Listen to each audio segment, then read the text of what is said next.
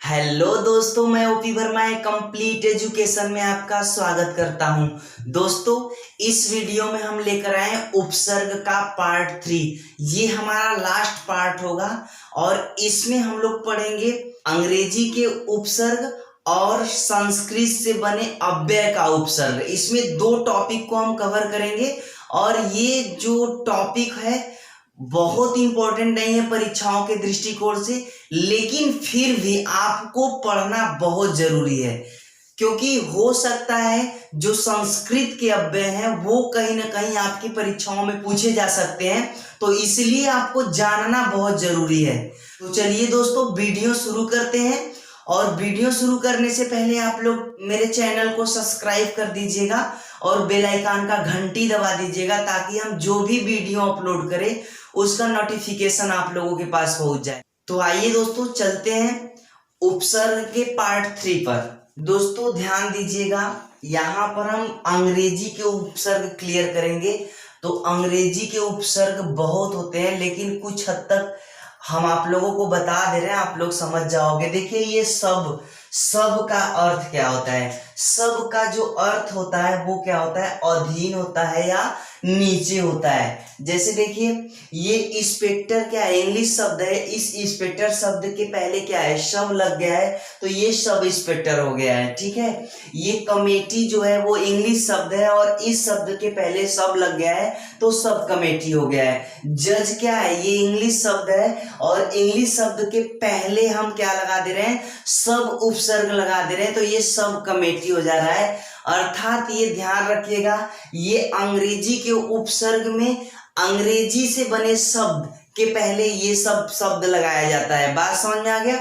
आगे देखिए, deputy. Deputy का अर्थ क्या होता है? सहायक। जैसे देखिए, deputy collector, deputy registrar, deputy minister, इस तरीके से जितने भी शब्द बनेंगे उसमें डिप्टी उपसर्ग का प्रयोग हो रहा है। ध्यान दीजिए। तीसरा क्या है? वायस। वाइस का मतलब क्या होता है? वाइस का अर्थ क्या होता है? सहायक।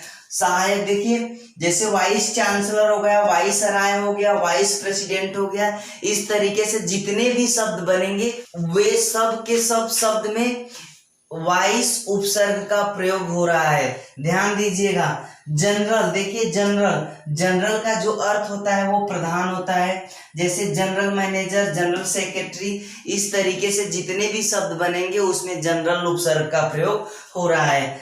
आप आगे देखिए, चीफ का जो अर्थ होता है वो प्रमुख होता है। जैसे chief minister, chief engineer, chief secretary, इस तरीके से जितने भी शब्द बनेंगे उसमें क्या होगा?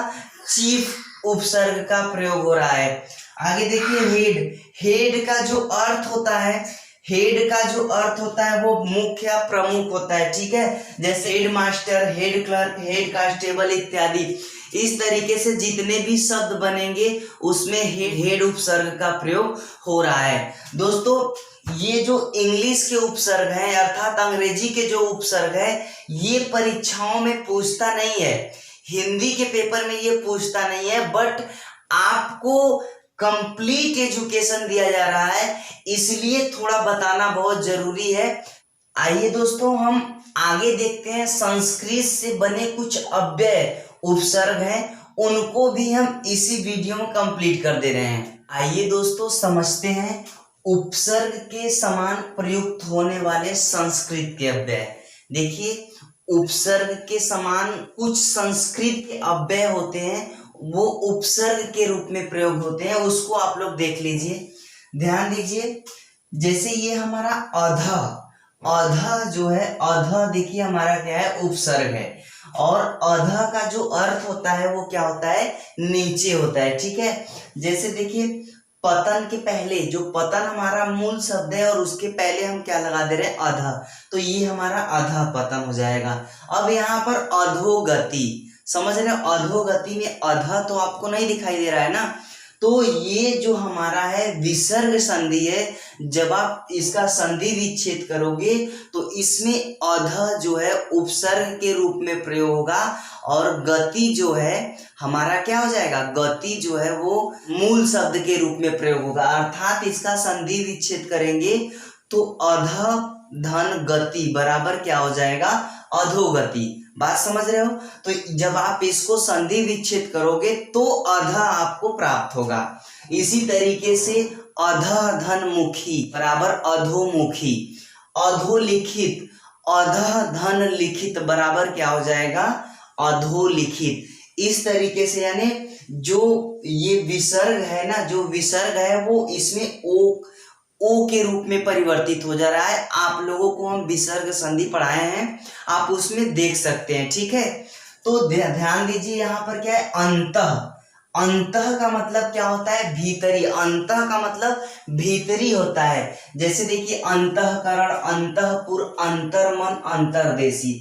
अब देखिए अंतर्मन और अंतर्देशी में आपको अंतः उपसर्ग दिखाई नहीं दे रहा है, लेकिन जब आप इसका क्या करोगे? संधि विच्छेद करोगे तो आपको दोनों में अंतः जो है उपसर्ग आपको दिखाई देगा। बात समझ में आ गया?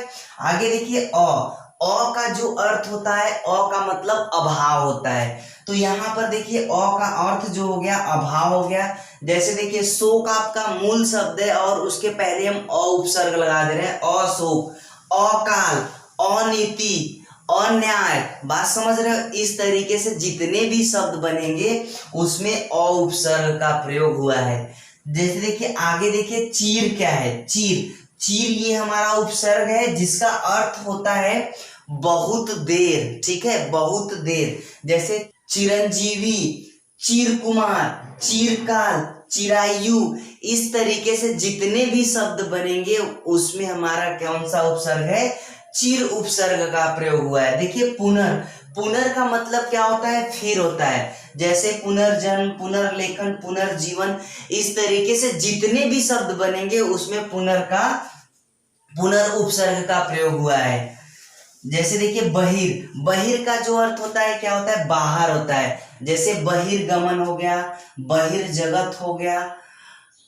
इस तरीके से जितने भी शब्द आएंगे उसमें बहिर उपसर्ग का प्रयोग हुआ है। देखिए सत, सत उपसर्ग, सत का अर्थ क्या होता है?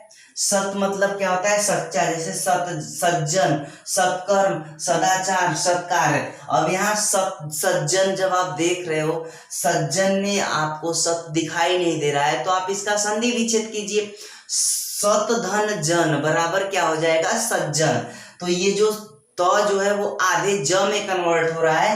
तो यहाँ पर देखिए सत धन जन होता है तो जो है वो आधे ज में परिवर्तित हो रहा है। तो जब आप संधि विच्छेद करोगे तो आपको क्लियर हो जाएगा कि ये सज्जन में कौन सा उपसर्ग का प्रयोग हुआ है। तो सत उपसर्ग का प्रयोग हुआ है। ऐसे सत्कर्म में सत आपको दिखाई दे रहा है। सदाचार, सत धन आचार बराबर क्या हो जाएगा? सदाचार। तो इस तरीके से हमारा क्या हो जाएगा? इसमें भी सत उपसर्ग का प्रयोग हुआ है। सत्कार, इसमें भी सत उपसर्ग का प्रयोग हुआ है। देखिए पूरा, पूरा का मतलब होता है पुरातन या पुराना। बात समझ रहे हो? देखिए इसका पुरातत्व या पूरा वृत्त, इस तरीके से जितने भी शब्द आएंगे उसमें हम पूरा उपसर्ग का प्रयोग करेंगे, ठीक है। देखिए सम, सम का मतलब क्या होता है? समान। देखिए समकालीन, समदर्शी, समकोण, समकालिक, सभी में सम उपसर्ग का प्रयोग हुआ है। देखिए सह, सह का मतलब होता है साथ। जैसे सहकार, सहचर, सहपाठी, सहयोगी, इन सभी में सह उपसर्ग का प्रयोग हुआ है। दोस्तों ध्यान दीजिए, ये हमारा जो उपसर्ग का लास्ट पार्ट था और हमने पूरी कोशिश की है कि उपसर्ग आप लोगों को अच्छे से समझ में आ जाए। दोस्तों यदि कोई वीडियो में त्रुटि है या कोई कमियां हैं तो आप लोग प्लीज कमेंट बॉक्स में हमको बताइएगा। और हाँ दोस्तों, यदि वीडियो पसंद आया है तो प्लीज वीडियो को लाइक कर दीजिएगा और शेयर कर दीजिएगा। और ऐसे ही मैथमेटिक्स, हिंदी और रीजनिंग के कंप्लीट कोर्स देखने के लिए आप लोग मेरे चैनल को सब्सक्राइब कर दीजिएगा। धन्यवाद दोस्तों।